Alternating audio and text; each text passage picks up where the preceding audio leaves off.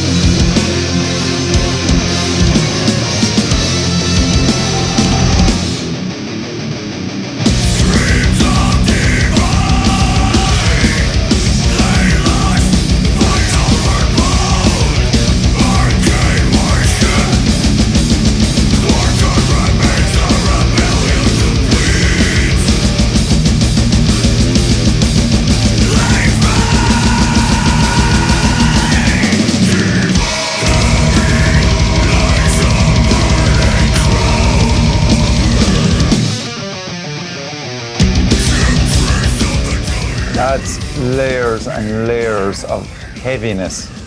I had to mute myself because I'm renowned for just talking through either our own music or other folks' music or just generally making weird noises. Like, so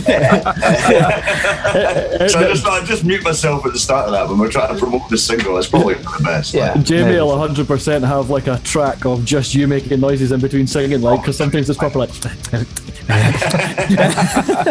So we were goblin just like noises in the background. One thing I really told Dig about what folk have been saying once they've heard it is kind of, I call it the bendy bend riff. I always thought that was like the lead kind of main riff in the song, but it just comes in at a weird time. And I was a bit like, I don't know if that's going to kind of resonate with folk as much as I love it. But then everyone's like, oh, that bendy bend riff's fucking class. I'm like, glad you put a title on it. I was trying to figure out how would you even describe it. It's a bendy bend riff. Okay? Bendy bend riff. Copyright Luke. Like, approaching that song, I mean, there's plenty to talk about the actual song itself. Who came up with it, or what happened, or how did it kind of come about? The actual song came about a fair while ago, because we've been writing bits and pieces for a long time, and that was one of the songs that we've been working on. And then when we decided to make a single, because we kind of thought we want to stay relevant for Bloodstock, because Electric Abyss came out in 2019, which was new when we got asked to play Bloodstar, but obviously everything's been fucked ever since. Yeah. So we just thought, well, we'll write a single or we'll release a single. And then as soon as that happened, we were like, oh yeah, we need lyrics. And that was when we realised we don't actually have a name or what the song's about or anything. And that was when it was actually Barry, our bassist, sent us through like a story. It's a bit like a guy from the past, basically. It's I can't remember what the whole thing is around it. Turkish king. It's a Turkish king that was denounced for like trying to throw a rebellion. And then his followers were, well, first off, he was strapped to a chair and a melting crown was placed upon his head. And then his followers were forced to eat him. I guess there was cannibalism in it, all right. And that's just like amazing heavy metal subject matter. So as soon as Barry told us that, I was like, well, there's the kind of the basic idea for the song. Yeah. But again, as the key said, we were kind of like, shit, like we're recording with Jamie Gilchrist in like 2 weeks and there's no lyrics. There's no vocal bands at all. So I just got really, I just drank a lot of cans and just actually recorded. We had demoed it already with Matt Justice, and we had the drums and the guitars layered. So I just sang on the demo straight on that night, just kind of to get rough ideas. And then Chris learned it in like a day. And then just as we were going in to record, I was like, no, I'll change all. Jesus. I'm glad you did, to be honest. Yeah, same here. That's the kind of chorus, that heavy lies the burning crown, but that was like last minute, I think 2 days before we went in to record it. And I'm like, that's total. So glad we did that. Like, but it's definitely, it's quite nice to not have everything completely planned out for months and months in advance. It's quite kind of like a nice experience in some way of like, absolutely, kind of capturing, what you're thinking or what we're all thinking is cool at the time, rather than like. But like Jamie did such a great job capturing your tone and the production of that. Absolutely, like working with Jamie's been amazing all the time, because it's just like it's so much more relaxing than any other person that you would work with, because he'll sit and like we've been recording stuff like, for example, you do the vocals in your house, Luke. And that's like the most relaxed, the most relaxed you can be when he's just in the room where and obviously you're taking the piss out of each other and stuff like that. It's just a good environment, because the studio is quite daunting when you first go in. Kind of you get that whole thing where you hit the record button and immediately your arse collapses, because you can play it perfectly for like weeks, and then as soon as you hit record, you're like, oh, what is that? That didn't have it so much. It's a lot more of just like. It's more relaxed. You get a better, because of that, you feel like your performances are better and everything. And then obviously it makes it sound monstrous. So, it's been great working with him. I mean, there was a lot of cool, it was odd kind of focusing, just zooming in on the one song, because we're so used to it being like, kind of like the album type idea. We record loads of them. And it was odd at points just zooming into this one song and adding all these like, extra stuff. But at the same time, like, kind of looking back, it was great. Especially working with Jamie and driving him absolutely insane and getting grey hairs when I'm using this guitar, Keith's my first guitar here. But because none of us have like a guitar with a tremolo bar, and I wanted those dive bombs at the start, so I was like, Jamie, I've got this one that's like 25 years old. And he's like, oh, didn't he? Those untold problems. So for those that don't know, it's Jamie Gilchrist of Kingwich. Yeah. And he does a Nameless City sound. So if there's anyone over this kind of area of the world that wants to mix or get any sort of recording in metal, if it was an EP or an album, we'd always suggest him, because it's just been a pleasant experience from start to finish. And he really sees it as like, it's not just like you're paying for a certain amount of hours working with him or that. He's like, well, you're paying for the whole product, so it doesn't matter how long it takes. We'll get exactly what you're wanting. I love that mentality. It's really important. it's ended up like working with him's good enough that I've ended up doing it with 3 different bands. So it must be fairly good. Like I've recorded with Hammer and Runemaster and Dog Tired with him.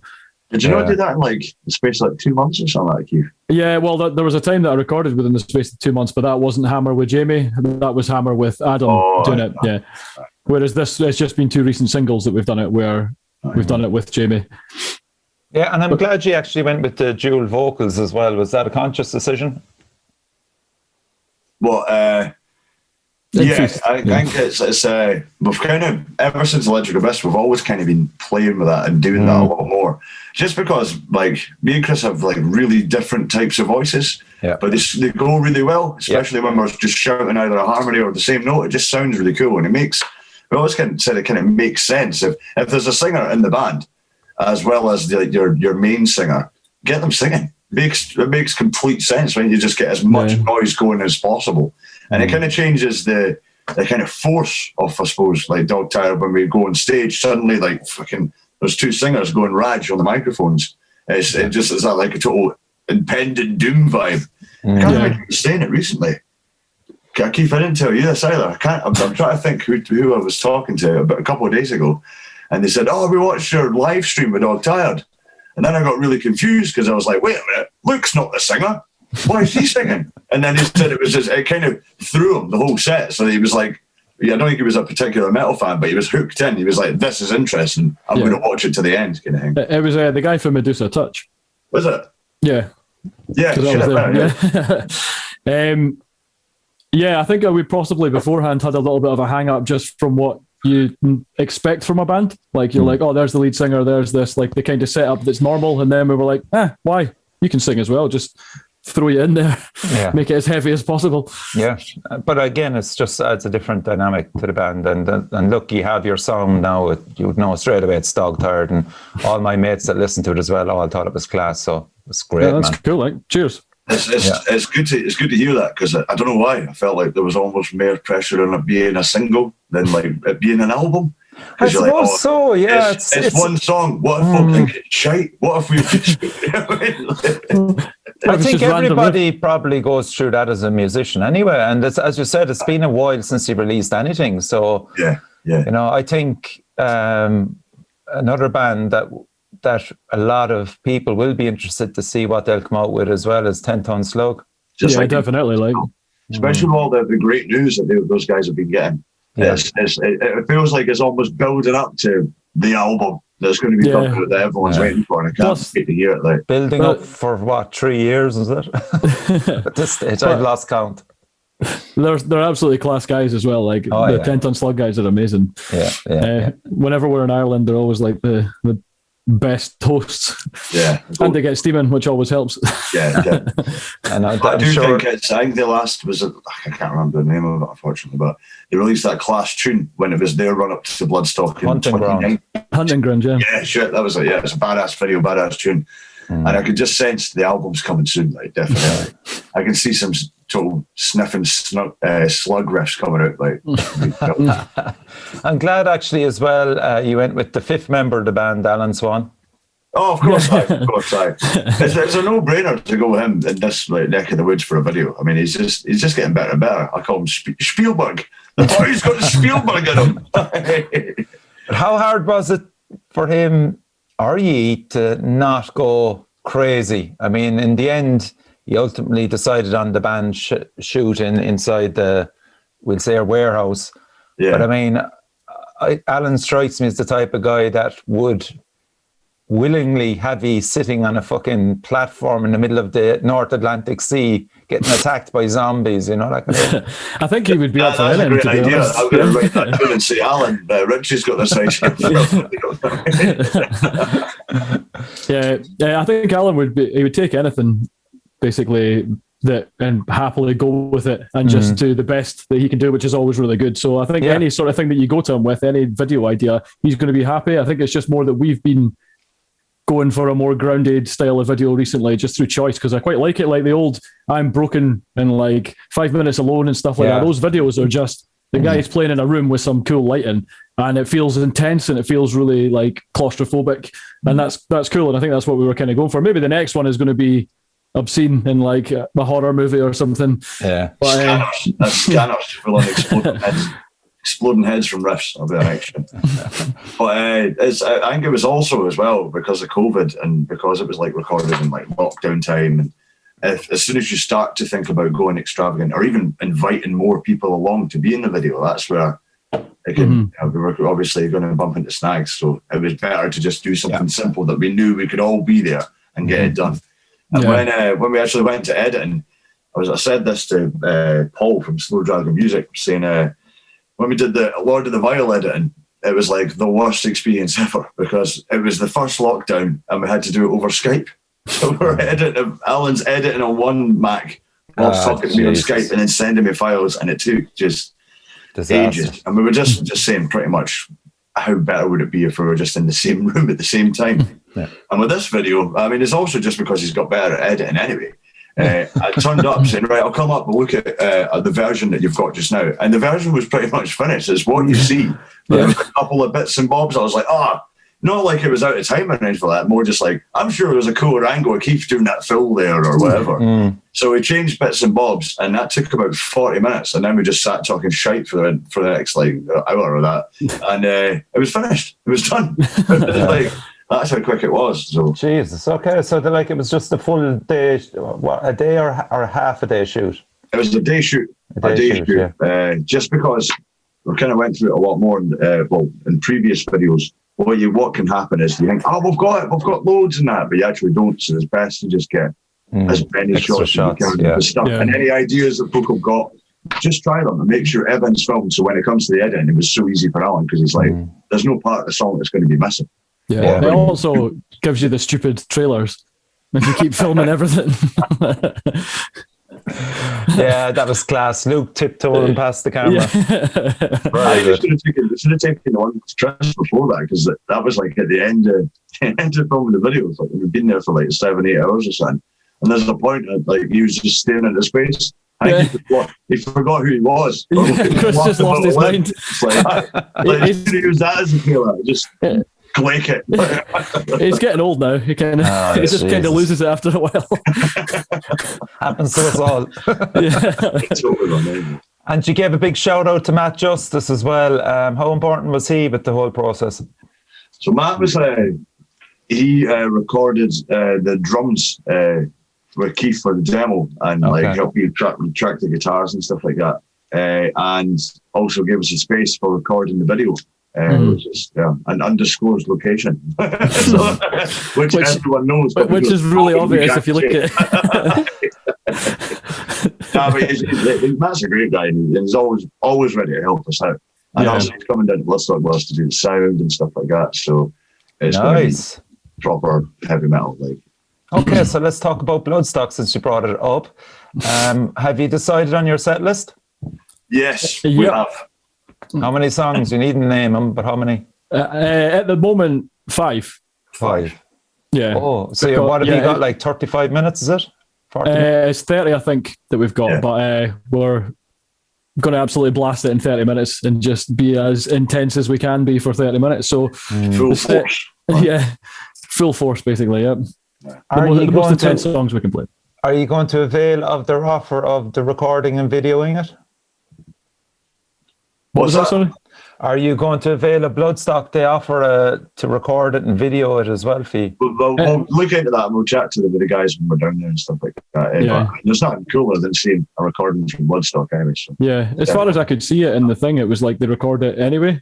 Because I think the Sophie stage has got a recording anyway, and it's just like if they want to release it, they release it, but you can probably speak to them about it. We'll see if we can get it, because it'd obviously be a cool thing to have in general. You have to think about the poor people like us who can't fucking make it, lads, you know? Unless we'd like this. Unless nobody watches us, then I'll be like, delete that video. sun's roasting outside and everyone's left the tent. And obviously Feast is one of those 4 or 5 songs, yeah? Yeah, we'll have to wait and see. Come on. Fuck's sake. Give me something. You're only giving me crumbs. You didn't even tell me where the secret location was. I'm really, really looking forward to Bloodstock. Like, I can't wait. And I think It's going to be amazing because it's pretty much sold out. I think it's sold out. All the camping's sold out. At least it's sold out, not the day tickets, but it's going to be an absolute. It's almost triple. I mean, Bloodstock's mental. The fact that you're playing it is ridiculous, but for the fact that we've all been in lockdown, it's been horrendous. Like the worst experience for, I would say, 99% of the human beings on this planet. So it's like to go from nothing to suddenly being in 20,000 or whatever it is at Bloodstock, all going mental, all like high-fiving and hugging and that because everyone's COVID testing before you get in. So it's kind of given that kind of, once you're in, it's free reign. It's going to be mental. It's like, plus the fact that King Witch and Ramajink and Nassau from Edinburgh are all playing as well. I was going to say it, yes. It's going to be like an intense party. The problem is King Witch are playing on the Thursday and we're playing on the Friday. So if we go see them, which we're gonna have to not meet them because we'll just end up absolutely steaming. I've already that's the danger. I've had this discussion with Jamie and Laura, and they were like, ha ha ha, laughing. I was like, look, I'm not joking. I'm not talking to you. I'm not like, I'll watch your band, but I'm not hanging around just because I know that you'll be hitting the bevy hard, and I'm going straight to my tent. And Luke, in an ordinary world, that'll work, but you're going to get shit-faced, and you're going to wake up Friday going, the plan is to shit-faced on Wednesday. That's the plan. Yeah.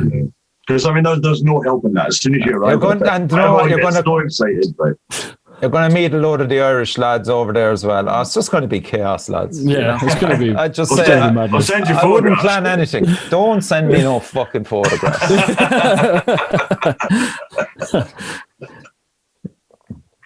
So you're also playing. I can't even pronounce this. The Norwegian. Oh, it's Spetacular Festival. Spectacle Festival, I think. That's how it's said. Spectacular Festival. Is it not a spectacle? Have I said that totally wrong? I don't know, but you're asking the wrong dude here. Anyway, I usually fuck things up anyway when I try to pronounce anything half foreign. Not mind Irish. How did you get on that? So it's through our bud Paul. And he is one of the runners of it. And we had his awesome band Blindfolded over a gig in Edinburgh. Nice. And then we just kind of got chatting. And then so we were playing Norway, and then we were going to get his band and hopefully one of his pals' bands over here for a tour. So the Scandinavian connection. And it's because I've never been to Norway, never been to Scandinavia. And my only hope is to drink copious amounts of beer out of Horn. Well, that's heavy metal. This is ideal. It's quite an extreme swap as well to when you think about it, because you're like, you come across and play Edinburgh in some dingy venues that we've got, and we'll play at the gates at yours. But Norwegian beer is legendary in price, Luke. I'm just giving you a heads up now. So I would say pack the van with tenants. Poor little Scotland, and they'll be like, we'll just get them one. Look up. We'll just fill all our flight cases, whatever we're taking with us, with tenants. Throw out the guitars and just fill it with fucking beer. Buckfast. I was thinking just pack in, like, with the nets, just pack a couple of cans and some sandwiches and just don't spend any money when you're over there. It's a serious place for money, and they know how to charge over there, so. But also saying that, they also know how to treat bands. So I think there's going to be a lot of, from what I'm already gathering, and just about accommodation and just the way that things are run in Norway for gigs and metal is, I think it'll be all right. Oh yeah, without a doubt, without a doubt. We've just got to hope. Go on. I was just going to say, we've just got to hope that the UK isn't red in September. Jesus Christ. Because obviously that'll be the change as to whether we can go across. Although we will also be we'll be double vaccinated by then, so maybe that'll be like a sort of thing where they let you across. But I don't know, Keith. There's no point in fucking. We'll just wait and see. It's the easiest way. Get pessimistic about it. Just be like, it'll be cool, man. It'll be it'll be cool. We'll play. Man, it'll be cool. I just love the thought of you like fucking getting on a raft or something and heading off. Launching off, heading for Norway, getting picked up by a tanker somewhere along the way, playing a gig and then landing in some port. I would happily do that. But we've already decided, Richie, that's the next video. That's good, man. Just fly me over for it, or I'd fly over. Oh, that's what you're thinking. I have to be part of it. You're in the video. Like, you're at the front of this raft. That headdress. Well, if Razor Sharp Death Lizard and he plan something around a week, over in Scotland, I'll be able to get the two bands in and make an appearance in one of the videos. How about that? Well, we'll sync their video for Cornetto or Magnum. Magnum, yeah, that's it. Yeah. We'll sync their video up at the same time. Alan will be getting stressed as because he'll be doing the videos for both of them. So you're playing 2 warm-ups before Bloodfest, or Bloodstock, I should say. Luna's Call, Dead River Kings, Gutlock, Ashes of Insurrection. Yeah, so that's in Middlesbrough, which we've never actually played before, but I think it's Mark Walsh from Dead River King's hometown, so I think that's why he's putting on sort of a hometown gig with the guys, and it should be hopefully absolutely belting. You never know what's going to be like with COVID and stuff, but I think people will be out in their troves just now. And then we've got the one on the Sunday, which is in Trillions in Newcastle as well. And that's with Boz and Iron Altar, so that'll be monstrous as well, I think. And also, I mean, if you think about, we saw Boz about 3 weeks ago, that because they all came up. But with Iron Altar, close mates. I've not seen them in about a year and a half, most of them. In fact, apart from Squee, not seen them in a year and a half, so it'll be like almost a reunion for us, I guess. And you can be damn sure they have no material as well. Yeah, they've been working definitely on it. And I think it's going to be when we were recording Feast, it was right beside Iron Altar's studio where they rehearse, and I had a wee peer in, and I clocked the joke names for their 14 tunes of that they've got. Wow. So I just took a photograph of it. You did? And he was like, "You bastard, what are you doing with camera?" Classic. So I have a feeling that there'll be, every band will be coming out with albums. I mean, like in an ideal world, here's hoping COVID just fucks off. Yeah. And maybe at the end of the year, starting next, everything's cool. You'll be damn sure all these bands will be having album launches there'll be album launches like every week, and it'll be a great time. The good thing with it as well, it'll be really intense metal because everyone's quite miserable, which is perfect for writing metal. Everyone's just going to be, I think it's going to be heavier than it's ever been. I reckon so all the new albums. Yeah, so long as they don't fucking write songs about COVID. No, I don't mean that. I can't think you heard about it on the news day in, day out, and then some band come out with a great idea about writing about it. Like, dude, anything. Wizards, unicorns, like dark fucking voids, just anything that's not about COVID. Yeah, it's like this film rainbow lyrics. I didn't want anything that's real. Yeah, they've got like films coming out about COVID and stuff. You're like, come on, we're still in it. Like this is this is shite. So what are you bringing to Bloodstock? Are you gonna be bringing new merch or patches or anything like that? Have you thought about anything? Actually, I mean, this is, I suppose, hot off the press. We've got a new T-shirt that's just coming out exclusively for Bloodstock. So, hey. And one for you. I'll pay for it. There's no problem paying for it. Just send it aside. As long as you keep it. We'll write on it when it's on the merch stuff. So we're like, nah, mate, this one's for Richie. So there you go. Cool. Yeah. I got 10 Ton Slugs T-shirt for Bloodstock. It was a brilliant one. And I can't remember the deal I worked out with Sean, but somehow or other I had a... Oh, no, that's what it was. Sorry. I had it over in Brutal Assault. That's what I had it for. Oh, yeah. Yeah. So he agreed to give it to me in advance so I could wear it for Brutal Assault. That's what it was. He just like... Yeah, actually, an English couple stopped me and went, "Oh my God, 10 Ton Slug, they're a brilliant band over in Brutal Assault in Czech Republic, you know." Oh, that's cool. Like, and straight away started the conversation. Stuff like that's amazing. Like whenever if we're at a festival or something like that and someone's wearing our T-shirt, you're always, especially someone you don't know, you're just like, that's a cool feeling. Like at a random festival and there's someone in our T-shirt kind of thing. It's always cool. So that's like great news. So you have merch and you're bringing that to Bloodstock as well. Great, cool. Yeah. And what else? New songs. How many have you got? Are you working on it? So the album's pretty much written. Like it's me and Keith have kind of figured out. I've got bits and bobs, Keith, for me to figure out. But but definitely just when there was like parts of like lockdowns that we were allowed to go in and jam, we just went fucking to town. We're like, fuck the world. It's working anyway. Let's get in here and write some tunes. Jeez. And it'd be a case that sometimes we'd be just hitting record on the phone and we just go for it. And then we'd hit a point that we were like, man, that sounds fucking great. Right, next song. And just not even think about it. It's just we did that so many times, like in a row, and it ended up with loads. But the problem is, Barry would be like, how's it going? Like, album's finished, mate.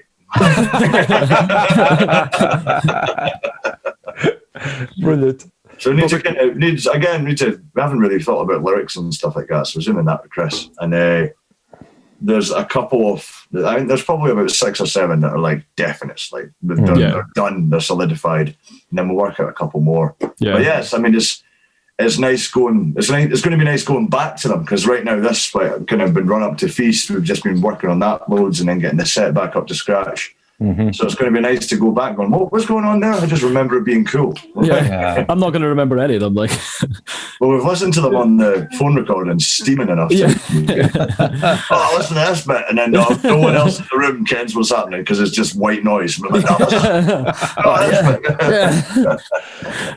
that's great news. I'm delighted to hear that. So maybe, it'll be 2022, would it? Yeah, I assume so. Probably early 2022, I reckon. Good. Maybe we'll record it early 2022. I don't know. I think that's probably a plan, Keith. We don't want to rush things, and also if things are opening up and going to stay open, then let's play as many gigs as we possibly can. Yeah. You're a band that need to be touring, lads. In fairness, Steve. Yeah, I totally miss it. Like, and I think it's going to be absolutely amazing. Even just these 2 gigs that we've got coming up as the sort of warm up for Bloodstock, just to get back into it, kind of thing, warmed up. Because even the feeling of going on stage, like when we did that live show, obviously it was to no audience for the Metal to the Masses final. Yeah, it's weird because there's no audience there, but at the same time, I forgot how like unbelievably boiling the lights are and things like that. I was on stage and I was immediately pissing in sweat, just like, oh my god. I'm so used to being in the room with my fan and everything. Like we did one before the Metal to the Masses that was like a live stream one, and that had the novelty feeling of like, all right, okay, well, it's fine, we're doing this. And then when we did the Metal to the Masses one, it was great. But at the same time, there was that horrible feeling in the back of your head of going, is this it now? Is this what gigs are? You just don't play to anyone. You certainly have the advantage over Irish bands going over, because none of them will be playing to any audience or crowd, So what's happening in Ireland now then? Is it just like still full I would say we would be lucky to have bands hitting here in November, I would say. Jeez, man, that's horrible. We've still not. You still don't. I don't think you can have bands in Scotland yet, but that'll be fairly soon. They've started live music, man. Have they? All right. Yeah, it's seated gigs. So because Matt was he was doing sound for stuff and that, like it's Stramash. They've started gigs, and I think from the 9th of August, if everything goes well, that's it. Gigs are on. So yeah, that'll be unbelievable. Like that'll be amazing when that comes back in. Straight off a big Edinburgh gig with everyone, and it's just all the bands that we can, and an obscene party. Everyone's showing their COVID passport, their vaccine passport, and then immediately high-fiving everyone. Yeah, exactly. I'm convinced anyway. Talking about these gigs just like coming up. I can't believe how excited I am for them. I'm excited about driving to them. That's what the lads are saying. I'm just like, fuck, this is going to be good. Offloading the gear and loading the gear even. Yeah. I'll carry it. Oh, God. So, lads, I'm going to leave you go. Thanks a million for coming on the show. And, thanks very much for having us as well. Right? It's good to see you as well. Yeah, it's great to have you back. Releasing material, first of all, and the fact that you're playing Bloodstock is a bonus for all your fans over here anyway that are traveling across the sea. So you're promising them a pretty special set anyway, yeah? Oh, yeah. If we could afford fireworks, they'd be there, but we didn't. It's going to be fucking mental, like, honestly. It's going to be badass. It's been like a year and a half of pent-up riffs just thrown at you at Bloodstock. It's going to be amazing. Yeah, and regards to Chris and Barry as well. Tell them I was asking for them. Yeah, we'll do. We'll do. They'll be watching this and they'll be like, what do you mean I was having a glacial stare? What do you mean Richie wasn't drinking alcohol? Thanks very much, man, and hope to see you for a pint in real life real soon. Yes. Yeah, we'll get across to Ireland as soon as we can. Sure, look, it's a given that you'll be here. And then you'll also be in our video and in Magnum. Watch out for Magnum by Razor Sharp Death Lizard. So you've been listening to Luke and Keith of Dog Third. Congratulations again on a fantastic single, and best of luck in Bloodstock. Cheers, Thanks very much. Cheers, guys. Have a good one. See you soon. Support your local metal scene.